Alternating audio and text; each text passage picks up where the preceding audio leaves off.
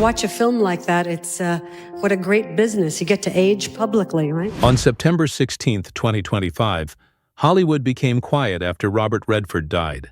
But just a few days later, that quiet was broken when Barbra Streisand, who acted with him in The Way We Were, suddenly put out a statement that shocked everyone.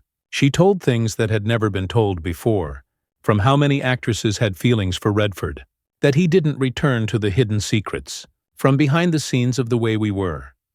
She also talked about rumors regarding his sexuality and the fact that Redford's true self was very different from how he appeared on screen. So what was Robert Redford really like when the cameras weren't rolling? And what did he do that Barbra Streisand could never forget? Barbra Streisand and Robert Redford, two names that seemed unconnected, created one of the most lasting on-screen partnerships in movies, which went on for almost 10 years. The first time Streisand saw Redford, she was direct about not liking him. He looks too normal, like someone you could see anywhere on the street. But fate had different plans.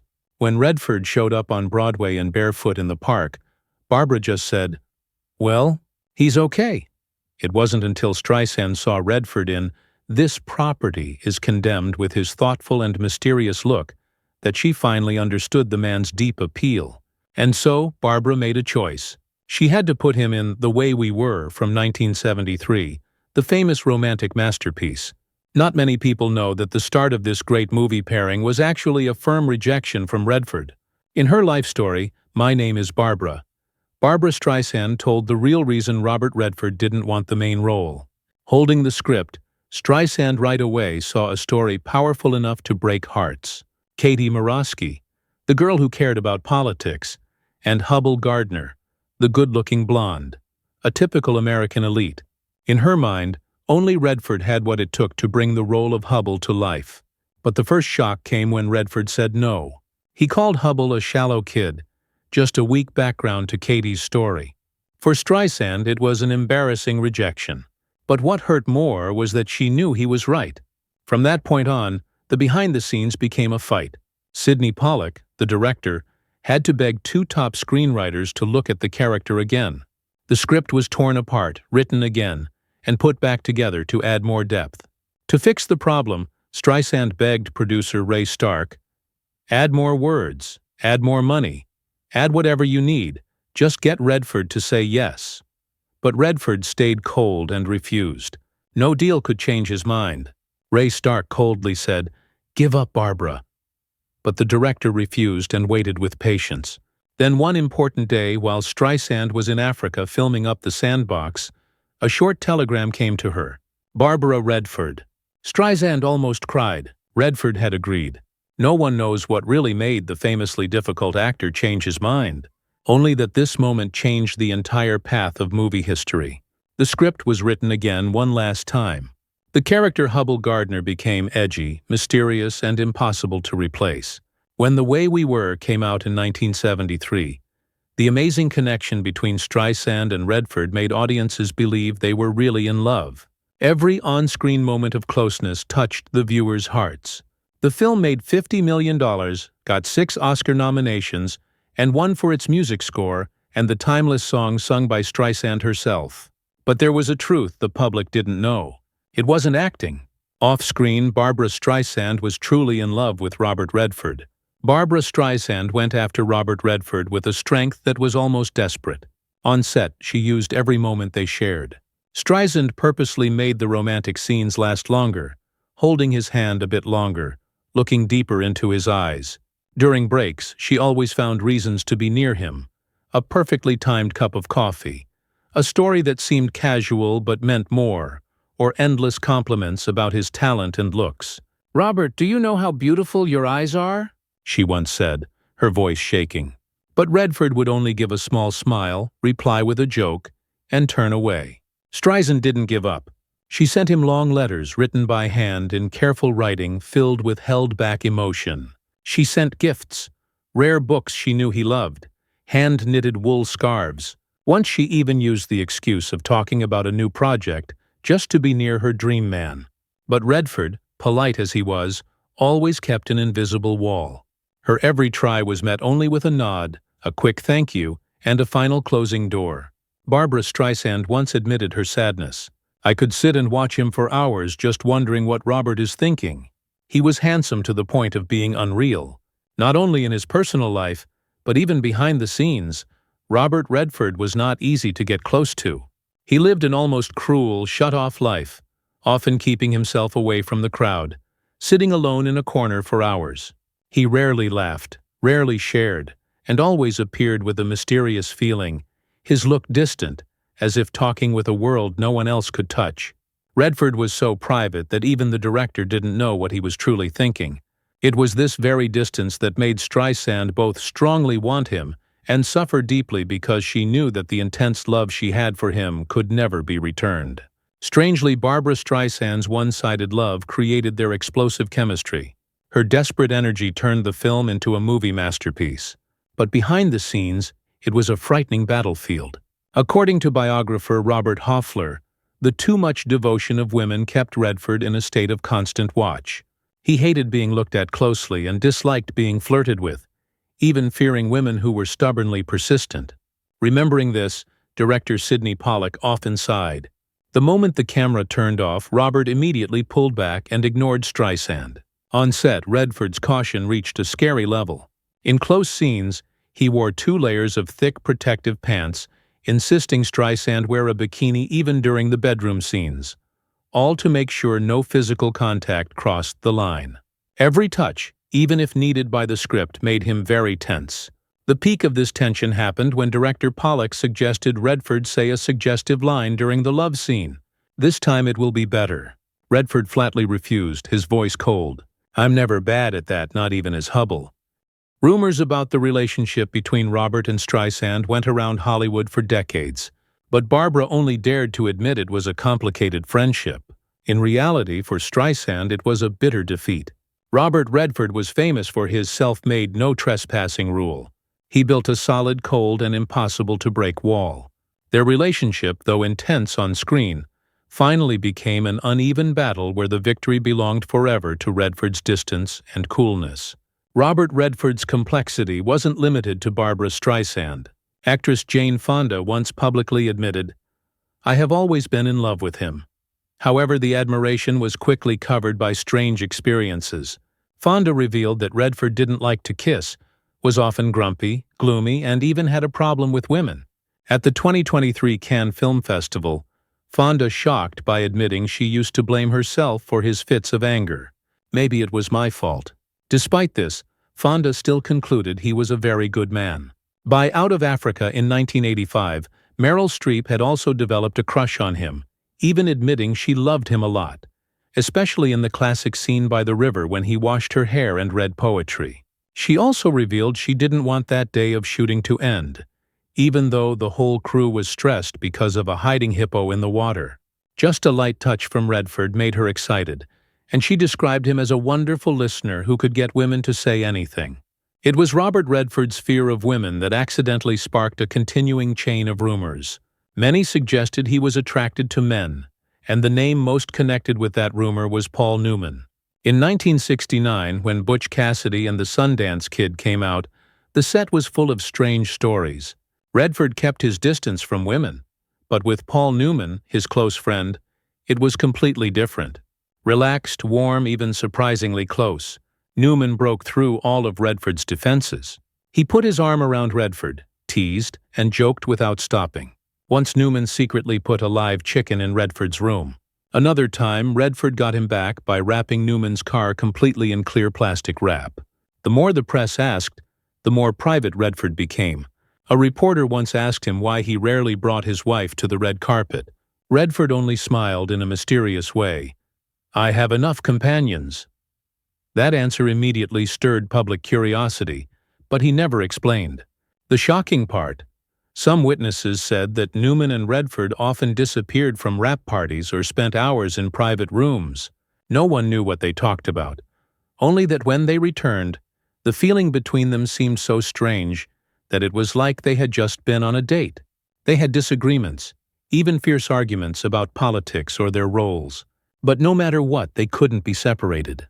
When Paul Newman died in 2008, Redford was filled with grief, calling it a shock that will never heal. He rarely showed emotion in public. But this time, the press described Redford as having lost a part of himself. In reality, Redford and Newman never admitted anything. But to sharp-eyed audiences, every hand touch, every long glance became a sign. Evidence of a bond Redford never agreed to put into words. Hollywood once called Robert Redford the perfect gentleman. But Barbra Streisand saw something else. He was always running away from everything. What the public saw was only the surface. Behind the nice suit and polished speeches, Redford was a man obsessed with choking control. Redford's childhood was far from fancy. He lost his mother at age 18, a shock that haunted him for life. Without an anchor, Redford sank into alcohol, wandering and living so recklessly that he nearly lost his future. That instability became a mental scar, turning him into an extreme perfectionist, forced to control every tiny detail of his public life to make up for the emptiness within. But the truth was, behind the lights, Redford was always lonely. Broken relationships, distant wife and children, and a silent illness that stuck to him for years left him more and more weak. Barbra Streisand told that in their later meetings, she often caught Redford sitting alone in a backstage corner, a cigarette held in his hand, his eyes distant, as if looking into an endless empty space. He never allowed anyone to see his weakness, Streisand admitted. Even when his body was failing, Robert wanted to appear as a strong gentleman. But I knew inside him there was only tiredness and fear. The greatest tragedy of Redford's life was the death of his firstborn son, Scott Redford, at just 2 months old. This wound became a staying ghost, making him live his entire life with a sense of loss that could never be filled. Although he later had 4 more children, Redford rarely shared his emotions, choosing to bury himself in work instead of talking, and that silence only pushed his family further apart. His marriage to Lola Van Wagenen lasted 27 years, yet it ended badly. She once said he was a husband who was never truly there. Though he married again at 72, close friends revealed Redford never escaped the feeling of being abandoned. Many people admitted Redford was a difficult man to get close to. He avoided parties, hated the fancy world of Hollywood. A director once remembered Redford walked off the set, and you knew for sure he was heading straight home. No bars, no parties, no dinners with the crew. Just the silence and a gap no one could touch. According to Streisand, Hollywood not only scared Redford but crushed him under its heartless machine. "They didn't love the real Robert," she said with anger. "They only worshipped a golden statue. And the real Redford, they left him to fall apart, to die in the shadows." The moment he reached the top, Robert Redford was turned into a money-making machine by producers. They pushed him into back-to-back lead roles, stacked contracts, forcing him to work to the point of exhaustion. The cruelty reached its peak when personal tragedy struck. Redford lost his first son. Before the grief could even take shape, the film studio coldly ordered, "Get on set, smile, keep acting." When illness came to him, they pushed painkillers into his hands. Barbra Streisand bitterly told Robert wasn't allowed to break down. If he fell, they would lift him up and make him continue to shine like a machine. Every time he showed a hint of weakness, a tired glance, a moment of hesitation, the PR team immediately made up flowery grand stories to cover up the truth. The suit had to always be clean. The blonde hair had to shine like the sun. Every interview answer had to be smooth, perfect, without a single scratch. The golden cage, Streisand called it, a beautiful prison where Redford was trapped. He was stripped of the right to grieve, the right to fail, the right to age like a normal human being. Hollywood wanted Redford to forever be the immortal blonde boy, a god who never faded. But the price of that immortality was a trapped soul, a person drained to exhaustion. Streisand concluded with the most painful accusation. They killed Robert from the inside. And the most horrible thing is that he wasn't even allowed to cry for help. When the news of Robert Redford's death at age 89 was announced, Barbra Streisand revealed a truth that stunned the public. In their final meetings, the image of Hollywood's perfect blonde gentleman had completely fallen apart. In its place was a figure so thin and old it was hard to believe. Redford's body was shrunken, his shoulders bent as if pressed down by time, making the fancy suit suddenly too big, swallowing the body that once attracted millions of audiences. The hands that were once strong were now only bony fingers shaking as he lit a cigarette. His skin was pale, his face worn with deeply sunken cheeks. Streisand admitted that she almost burst into tears once when she saw him sitting silently with his head down and smoking without stopping. Their last lunch became the most haunting memory. Redford could barely swallow anything, only moving his food with a spoon before putting it down. His veiny hands showing every bulging blue vessel shook with every dry cough, his breathing unsteady. Streisand told the devastating moment, "I was so scared I thought he would pass out after he finished eating." However, it was in this weakness that a rare moment of real truth happened. They spoke a lot about art, about the paintings they shared, and Redford promised to give those works to Streisand. Hearing this promise, she was deeply moved because after decades of distance, this man had dropped his cold mask and talked to her with honesty. But that was the last time. When the news of Robert Redford's passing reached her, Barbra Streisand couldn't hold back. The actress known for her strong manner broke down and cried like a child. At the memorial service, standing before the coffin of her longed-for love, Streisand brought a tribute that painted a contradictory portrait of Redford. Streisand described Redford as an unsolved mystery, breathtakingly attractive yet deeply distant, sharply intelligent yet full of internal conflict. She admitted he was not just one of the greatest actors, but also the man she admired, loved, yet could never completely understand. "He was one of a kind," Streisand wrote in her farewell, "and I'm grateful I had the chance to work with him."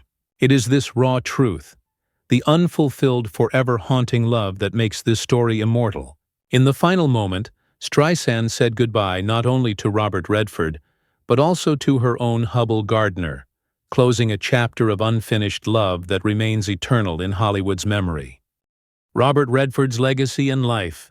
Robert's birth name was Charles Robert Redford, Jr., born in 1936 in Santa Monica to an immigrant family. His mother, Martha, was the greatest light of his childhood. But when she died at 40, Redford's world fell apart. He once admitted, "From that moment, I never again believed that happiness could last long." In Van Nuys, Redford was known as the bad kid, reckless, liking art and sports more than school. He trained tennis with legend Pancho Gonzalez, almost got polio at age 11, but then stood back up with a tough will. At the University of Colorado, Redford quickly lost his scholarship because of alcohol and arrogance. At this time, society saw him as a failure. But for Redford, it was a one-way ticket to voluntary exile in Europe. In Paris, he drew along the sidewalks, earning pennies from tourists. In Spain, he lived a free-spirited life in cheap boarding houses, sometimes having to survive on dry bread and cheap wine. In Italy, he threw himself into the chaotic freedom of La Dolce Vita, mixing with unknown, dreamy, and rebellious artists. It was those years on the road that strengthened him. Redford learned to observe, learned to look directly into the darkness of life, a runaway from destiny, uncaring yet deeply wanting a world of his own. When he returned to New York, he brought with him the wildness of Europe and the inner turmoil of someone who never truly belonged anywhere. There, Redford studied at the Pratt Institute and later the American Academy of Dramatic Arts. He started in Broadway theater where his emotional scars, loneliness, and rebellious desires found their first expression. His film career came to Redford almost by chance. His blonde looks and distant eyes quickly made directors see in him a screen presence. But Redford didn't want to be just a handsome Hollywood guy. He often turned down cliché roles, and that very stubbornness created the distinct Redford. Butch Cassidy and the Sundance Kid from 1969 was the turning point. The film not only brought him global fame, but also created an immortal pair with Paul Newman. On-screen, they were reckless companions. Off-screen, they were two souls bound by a rare trust.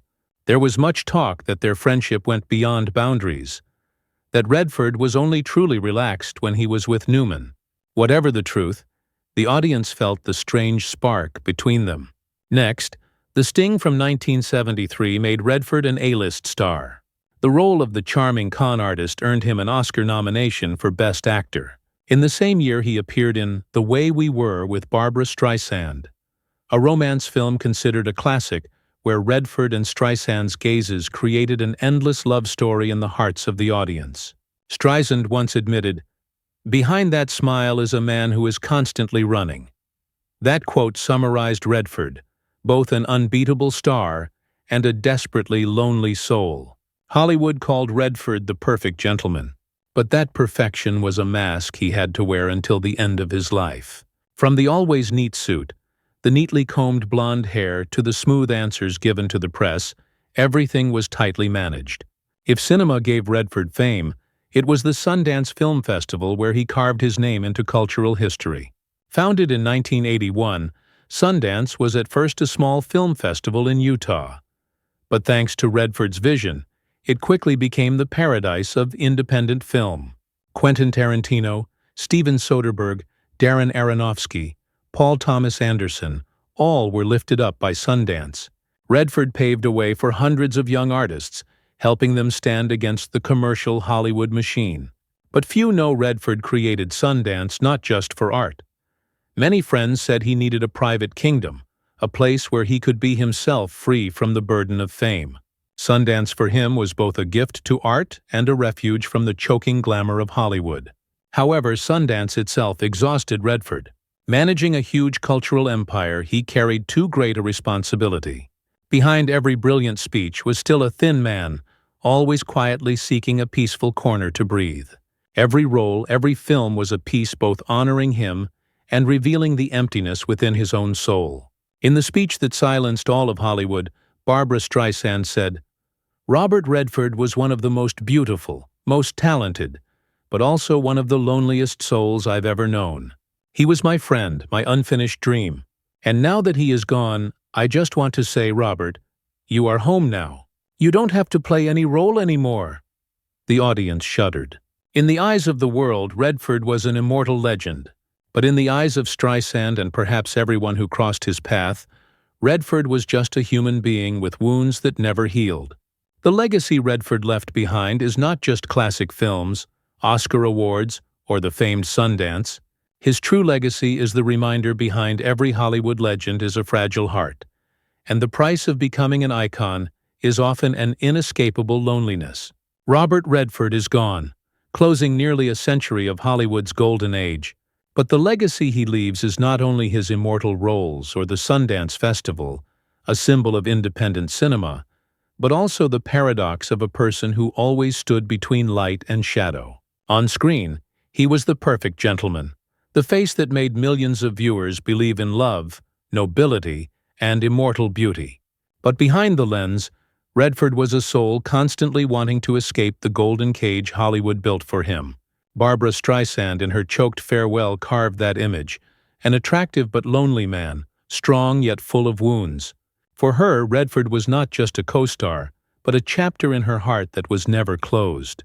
And perhaps it is that very contrast between a movie legend and a fragile human being that makes Robert Redford immortal. Now when audiences remember him, they don't just remember Hubble Gardner or the Sundance Kid. They remember a flesh-and-blood Redford, a man who lived, loved, fell, and shone in his own way. Hollywood always knows how to enchant the world with its dazzling glow. Red carpets bright as fire, cheers rising like ocean waves, and faces seemingly carved forever onto the movie sky. But when the lights turn off, behind that shining front is revealed a maze of darkness, long nights fighting with restlessness, a body weak and shaking with exhaustion, and a loneliness so persistent that even the most famous must sit slumped in silence. A legend is not woven from calmness. It is forged in the most secret moments when cold sweat runs down during troubled dreams, when the artist stares at himself in the mirror and no longer knows whether the smiling face is real or fake, and when the forced smile is required to shine before the public. The heart has long been cracked, just waiting for a small crack to shatter. These secrets, it was thought, would be forever buried beneath layers of sealed files and grand eulogies. But with just one forgotten scrap of paper, one word spoken in a moment of weakness, the entire wall of fame can collapse in an instant. And when the final mask slips off, the painful question rings out: did the glittering light the public once adored truly exist?